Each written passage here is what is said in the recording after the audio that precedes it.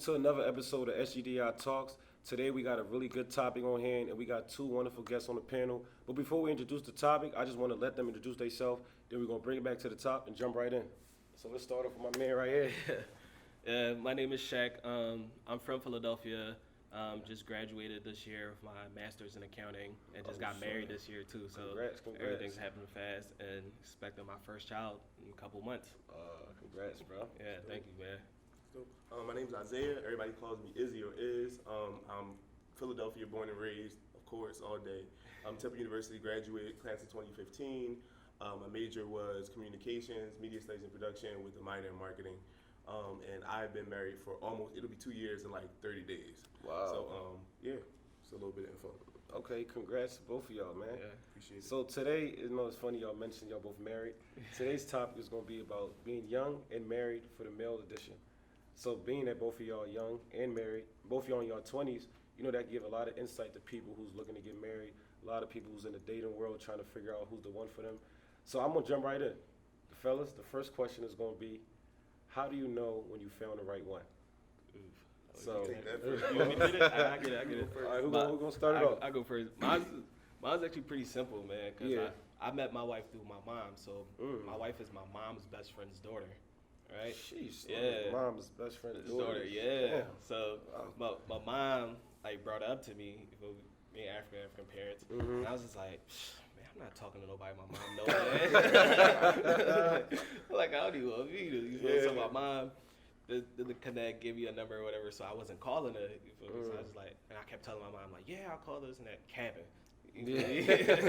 So that's what but my mom knew I was capping though. She was like, like a little dinner or movie or something like that. She was like, yeah, I don't know you. I'm not going nowhere with you. I was like, Wow. okay. So I'm like, my mom just set me up for failure. So I was like, all right, but this when I was in college, I was working on my master's. So I was like, well, I'm not gonna see you for like a couple months. I'm about to go up to school. But like, I kept talking to her after that. Matter of fact, I lied. So I stopped hitting her up. Because of that? Yeah, because of that. And I was okay. like, bro, I ain't about to. I mean, chase that. so I stopped hitting her up, and then like 3-4 weeks went by, and then she just hit me up out of nowhere, and I was like, oh, this is a girl my mom was talking about. Yeah. So I hit up, and I came to visit, and this time we actually went out to went out bowling. It was our first date ever when I came back. So, but we were talking for like a couple months, and then went out bowling, and then that night we just hit it off. You know, like the whole night we went bowling around like 8. Picked her up, bowled for like an hour or two, came back, and then we just sat in the car and talked till like 3 a.m. Car calls. 3 a.m. Like me and her just talking about everything. So like, but like I wasn't really sure at this point she was the one, but like it was an amazing night, and then I had to go back to school the next day. So like 3 a.m. and I had to be on the road by like 8 because I had to work. Yeah. Right. So she was like, before you drive off to school, come see me. Right. So I just say bye, whatever. So I come back. I went home, slept for like a couple hours. Came back to pick her up, and when I came to pick her up, she came out the house with like 3 different platters of food. You feel me? I'm like one of them simple dudes, man. Yeah. Weight of my heart's through my stomach. Yeah. You feel me? So she made like 3 different platters. I was like, damn, we was talking till like 3, and I'm here at 8. So she must have stayed up all night making this one. You feel me? Like a big thing for me was that like I wanted somebody like be considerate and like very kind. You feel me? And like want me for who I am, not just like wanting like a position. Right. So like she just doing that, me seeing her going out her way, I'm like, wow, this girl's amazing. You feel me? Like even like think about somebody to that point, know that like I'm up school where like I can get home cooked meals and I'm gonna be hungry on my ride. I see what so like I took that and like that stayed with me, and I was like, damn, she might be the one. So from that moment, from that moment, everything else just fell into place. Damn, that's deep, bro. That's crazy. Izzy, what's up, Izzy? For me, I think that I would say I knew she was the one in short, based on friendship. We had a friendship first. I had a thing for her forever, but she had a guy, so I'm like, okay, I don't be trying to violate people. You know what goes around comes around. So I'm gonna back off. We had a real good friendship though. Never really crossed the lines. I feel like there was always like that tension there where you kind of know like if you ain't have a dude, like I'll be bagging, like it'll be what it is. But we had a real good friendship. I met her in 2013 at Temple. I did the Mr. NCW pageant, which was a scholarship pageant for black men, basically. And I did not know her. Like she was running the whole program. She was like a volunteer for the organization. And I never saw her like the whole night because I think I was nervous. Like it was my first time kind of showcasing my talents and things like that.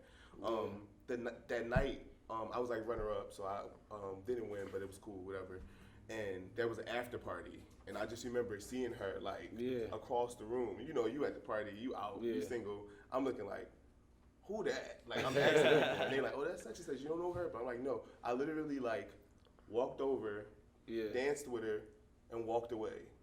Like literally, we had no conversation, but it was like everything that needed to be said was said. Yeah. It's like I looked at her, she looked at me, I danced with her, and that was it. We didn't become friends till probably like a couple months after that. Right. We had a friendship in 2014, about around the end of that. She broke up with her boyfriend, and we already had a friendship, so I kind of knew what was going on. And I just one day just told her like, listen, like I know we've been hanging out, we went out a couple times, but like this time I want to actually take you on a date. Because she wasn't getting it. Like, you know how you try to give the hints, and then she's just like, oh, yeah, no, is he, you know, blah, blah, blah. I'm like, no, like, I actually want to take you on a date. Right. Like, I want to get to know you, like, more than just a friend. And she said she was just looking like, Later she told me, she was like, I was losing it on the inside. Because I was just like, wow. But I would say what really made me realize she was the one is, like, the way she allowed me to, she trusted me with her on our first actual date. Like, she didn't question me. She asked me what time to be ready, where to be. I picked her up. We went out, had a good time, like, and really just vibed and kicked it on more than just a friendship level. So I say when I knew she was the one, I just feel like it's not easy to just trust somebody, especially after already having your heart broken. She had a real bad breakup, 5 years in the relationship, found out all this BS later on. So it was like, she ain't ready to trust nobody. And, you know, we had problems later on down the line, but I think that the fact that she trusted me in that moment to just be like, all right, I'm gonna let you take me out. I'm not ready to go out with nobody. I'm not ready to date nobody right now, but I care about you enough as a friend to give you a chance. So I say I feel like that's how I knew. I mean, damn, y'all got me. I think I need to step my game up, man. That's crazy. But I want to add this though. I want to ask both of y'all. Just hearing both of y'all's stories is kind of like, it makes me think. I keep going back to the fact that y'all both of y'all 20s and married. So what I would say is like, you know, a lot of times, like, this generation is kind of like a microwave generation. People just meet, everything's just fast. Nobody really trying to take the time to get to know somebody. Nobody really thinking, like, longevity, looking at somebody you can see as, you know, the mother of your kids or somebody you can live with. So do y'all think, like, time matters? Because obviously, like, I don't think you can meet somebody in 2 weeks, I'm just saying, and say, like, oh, I want to marry this person. How long do you think you got to know somebody? Or do you think it's more like intuition? Or, like, what's y'all take on time? Like 3 months, 6 months, like when is it the right time for somebody to be like, okay, is it time to get married or is it too soon? You want to go first? I feel like there is no, you can't put a time constraint on love when it comes to other people. I think everybody has their own timing, and God has the ultimate timing. But like, I just think that if I know people that have fallen in love after a first date and have gotten married before 3 months and are still together. And I also know people that were together for 10 years and then get married until their 10th year. So I just feel like that's an intuition thing more than anything else. It's more about what you feel and what you know is right. Everybody's timing. Some people don't want to be married early. They just want to kick it and live their life. And that's not my life, but that's somebody else's life. I got things to do. So, you know, I just think it all depends. Yeah, I definitely agree. I don't really think it's time because I was a hopeless romantic. I was in love a bunch of times. You feel me? So like me knowing my story, I probably knew her for like a couple months before I decided like she was the one. And I wasn't even in love with her when I knew that like she was the one I wanted to spend the rest of my time with. That's so deep. I fell in love with my story like after like me and her been talking around after like after the marriage. After not before the talk. After that talk, because like after that talk and that whole situation, I was like, yeah, I could spend my rest of my life with her. You feel me? I wasn't in love with her at the moment, so like. So you basically saying you can grow to love somebody? Yeah, you can. I definitely believe that. Wow. And there's different types of love too. So like, some people can fall in love at first sight too. But I want y'all to elaborate more on that because I want people to get more from that. Because that's deep stuff y'all saying. Like you can grow to love somebody. You can love at first sight. Like just these type of things. Can y'all get a little more deep into it, just so people to see scenarios of how that can play out? Yeah. I would say me now like. Stuff I even see with like this generation, people use the word love way too loosely. You feel me? So like some people, everybody has their own definition of like what love is. And Right, there's right, like right. different types of love. So there's like the motherly love that you can have for like your mother, you feel me, like your siblings, like your bros, but Yeah, not yeah. the same type of love you have for a female that Right, that's right. your partner. Right. You know what I'm saying? Yeah. Yeah. And piggybacking off of that, like you said, it's platonic love, it's friendship love, Yeah. and then there's like romantic love, and then there's like all different types of love, and then just the love you have for people. Like I'm a person who I got love for everybody. Yeah. Like I don't care what we go through, you're a human being, and I believe in Right. God, so I can't be saying I love God and I'm out here hating people Right. that I physically see every day. It's being a hypocrite. So like, Yeah. it's that kind of love, just love. We might Right. not know each other, but I got love for you. You're another Right. human being. I don't have no choice but to do that. But Right. then you got platonic love, and I feel like platonic love is kind of like what I experienced. Like starting out with Taylor, it's my wife's name. It's like we were friends first, so we had that friendship Yeah. love. Like I got Yeah. anything you need, anybody that do you wrong or whatever, just call me. Like Right. we gonna handle it. But then it's like that transition. That's Yeah. how I realized there was different types of love. Yeah. Because that transition wasn't as easy as I thought it was gonna be to go from being a friend and like somebody she confided in all the time to being like a person who she had to be in a romantic relationship with, and still kind of feel like, well, maybe I shouldn't tell him this now because, like, you know, and I'm the kind of person like you can still tell me everything, tell me what you need to tell me, but everybody don't feel comfortable like that. Right, You can't right. be talking about past relationships with everybody. Right, You right. feel like you might make them feel some type of way. So Right, I feel like right.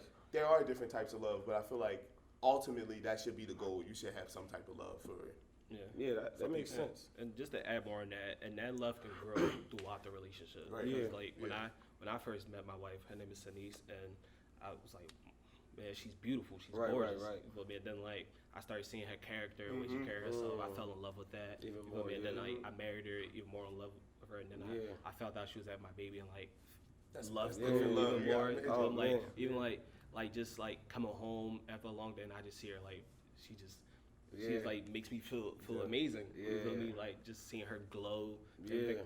Like it's Man, like that's something, man. Yeah. I commend y'all. I keep saying this, but you know what I want to ask y'all too. Like it's getting me thinking now, cause you know, like one thing I hear like a stereotype is, I believe is like you don't know somebody until you live with them, and marriage is something where I feel like people have like I'm not gonna say it just seems like very beautiful. Like it's hard to see like what can go wrong with the ins and outs. Is marriage how y'all thought it would be like? And two, is that statement true? Like after being married now, living with them, is it the same as it was before? Like describe some of the difference or similar, or like what did you notice like now being married as opposed to just like the talking phase or dating phase? Like what's the difference? For me, I definitely think there's a difference. I think that before you're living with somebody and before Yeah. you like put your lives together, a person kind of shows you what they want you to see. Even in the Right, first right. couple of months of dating somebody, I know people who dated for years that a year and still didn't fully know the person. But like they only show you what they want you to see. They might clean Right, up right. for you all the time. They might like their Yeah, house might yeah. be a certain way, but when you live with them, they kind of get comfortable and let their guard down. They should. Right, right. You shouldn't be on edge living with somebody. Yeah. But I would say for me, I did see a difference. She got real comfortable, and it wasn't a turn off, but I was just like, oh wow, no, you mad comfortable, and I'm a neat freak. Like I will right. admit it. I need stuff a certain Yeah, way because yeah. I need to clear my hair. I'm a creative, so I already got a bunch going on in here Yeah. all the time. I'll be coming up with ideas, waking her up at 3 o'clock in the morning. Like I know she's tired of me as much as I be tired of her sometimes. Yeah. Like because I'm just like, babe, do this. Like you know what I mean? But she's more laid back. Right. But she comfortable because her mom taught her how to relax. You get to learn how somebody was brought up when you live with them. Yeah. Like for me, she kind of talked about her mom grew up in a very abusive household when she was younger. Right, Her mom was never comfortable at Right, home. right. So when her mom raised her up, she's her mom's only like physical child. So her mom like taught her how to relax. To a fault though, to the point Right, where it's right. like she just gonna be kicking back, doing whatever she wants. Right. And to me, I don't got that kind of lifestyle because I kind of grew up in the same kind of situation with chaos going on, growing up in South Philly, like all kinds of crazy stuff going on. I'm never like, I'm 27 years old and I'm literally just learning how to relax. Right. Like I got my own place, we got our own, and she told me one day when I was walking around the house, she said, you never take a moment to just sit down and breathe. Right. Like you either thinking, you even booking somebody for an appointment, you even calling another freelance job, or you just pacing the house back and forth, looking for the next thing to do. Wow. She was like, this is like your house. Like you live, like you pay to live here. Yeah. Like so just sit back Like, you know what I mean? Act like you own the place. Yeah. So I'm like, I definitely think you get to see people in that, if that answers the question. Just see people in their phases of life. Yeah. As they grow and as they go through different phases. So that's a good insight. A lot of background lifestyle comes back in when you start trying to form your own family. Right. A lot of that old stuff comes back up. Right. Okay.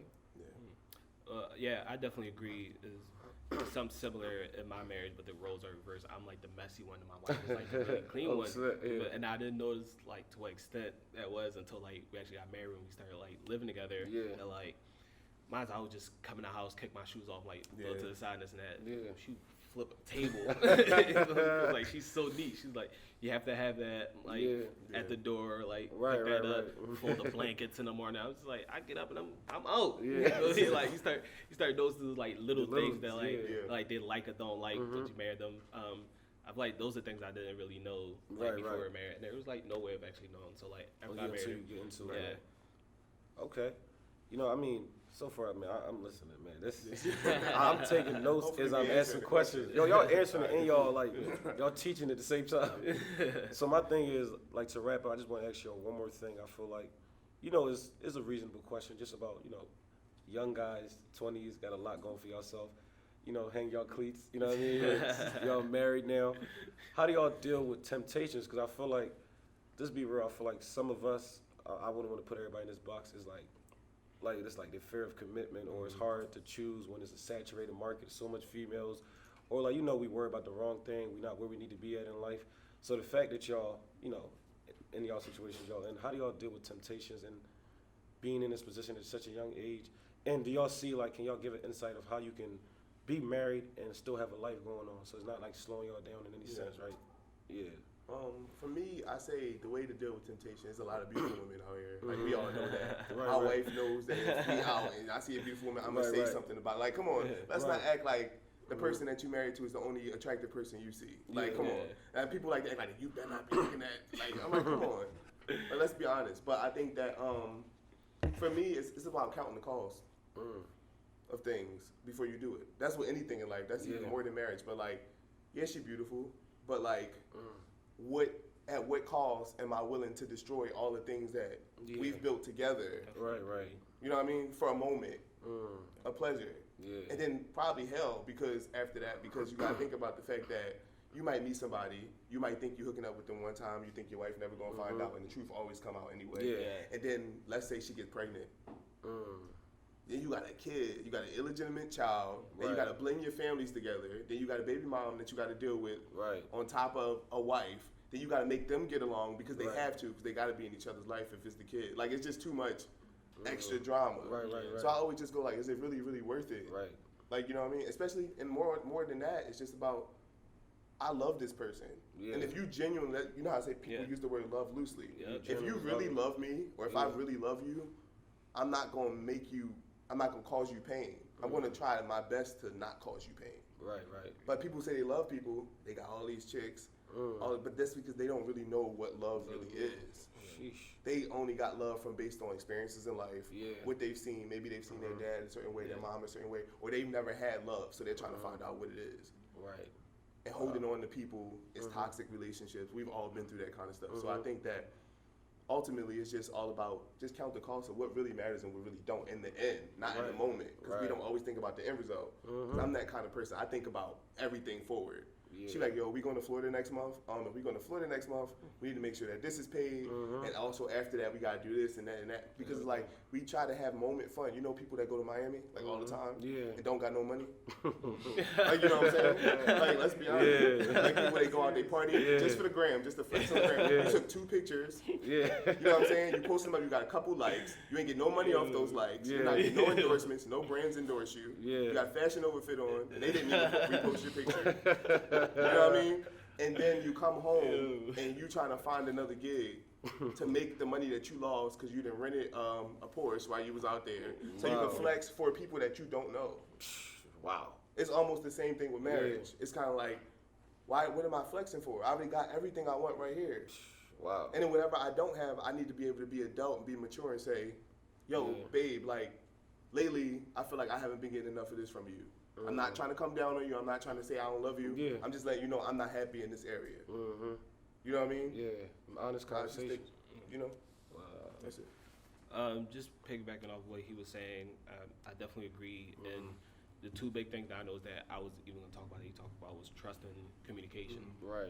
Because like, mine's I'm very big on trust, especially between me and my wife. Yeah. Like I trust her with everything, and she trusts me with that, and I would never want to break that trust. And I feel like even with like temptations of like a lot of problems that I see people having is that it's very selfish. Like they're just thinking about their self. They're not thinking about how they're making the other person feel. And mine's one thing I know is just through our marriage. Before I was only thinking about myself. Like after I got married, I learned that like it's more than just me. So I definitely have to think about my wife. A lot of things that I do, I think about my wife before I do it. You feel me? And like I would just never want to break that trust. And God forbid, like I became like somewhere close to that, I would like definitely would communicate with my wife, like we were saying, that like I'm not getting this much of this, this much of that, and fix that. You feel me? And another thing was just like that, like me, I think about the like me growing up, I didn't have a lot of like faithful men in my life.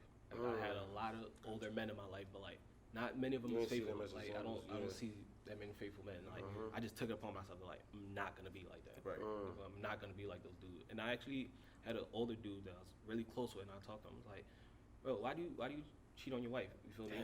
And then like he told me he was like when you get married and you get to where I am, then we can have this conversation. You feel me? Wow. And I was like, damn, that's crazy. Is that what married men is doing? And I was like, that would never be me. You feel me? And like just with like temptation and all that, like I just love my wife too much. You feel me? Like even though like there's a lot of attractive women out there, you feel me? Like and even when you're married, most of the time women don't even care. Some people don't care about that, but like you just gotta think, how would you make the other person feel? Right. Wow. I think on top of that, I think it's the consideration part, like the considering your partner part. If you ask what was the hardest part of being married, that's the hardest part. It's being considerate all the time. Wow. Even when you don't like have the bandwidth or the energy to be for it yourself. Like me, I'm a friend to everybody. Like all my homies and everything, they like rely on me. They call on me if they need me. They know they can count on me, kind of thing. I get home from work sometimes, and I've been helping them while I'm at work, and I sit down, and then I know she need, like she might be having a day where she need me. Yeah. I can't just be like, all right, babe, I helped everybody else, but I don't got no energy to help. Right. You know what I mean? Yeah. You still gotta do that because you care about that person. So you gotta care whether you feel like it or not.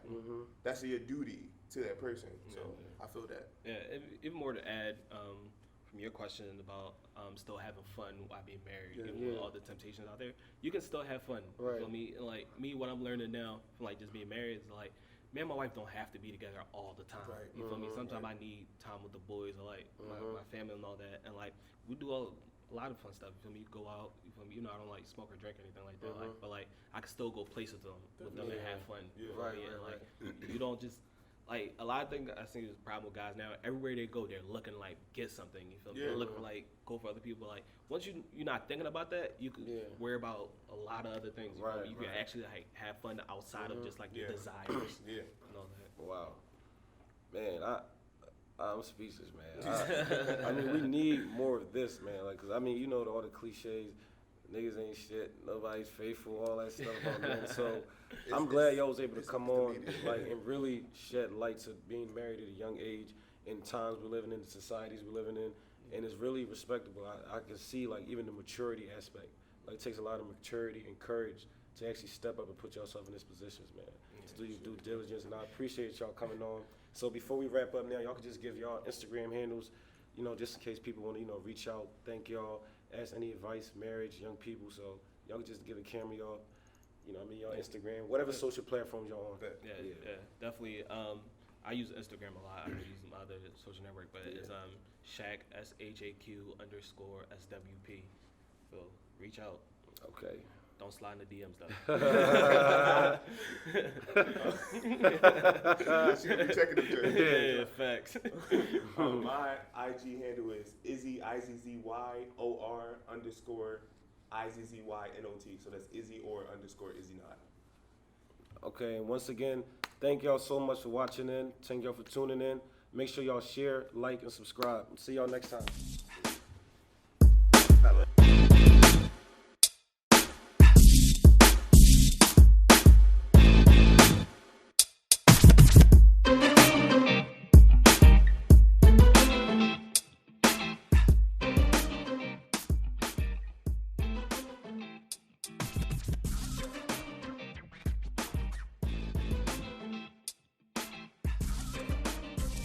Thank you for watching SGDI Talks. If you like what you just watched, make sure to subscribe, like, and share. For more exclusive content and a chance to be featured on our upcoming episodes, make sure you follow us on Instagram at SGDI Talks. See you next time.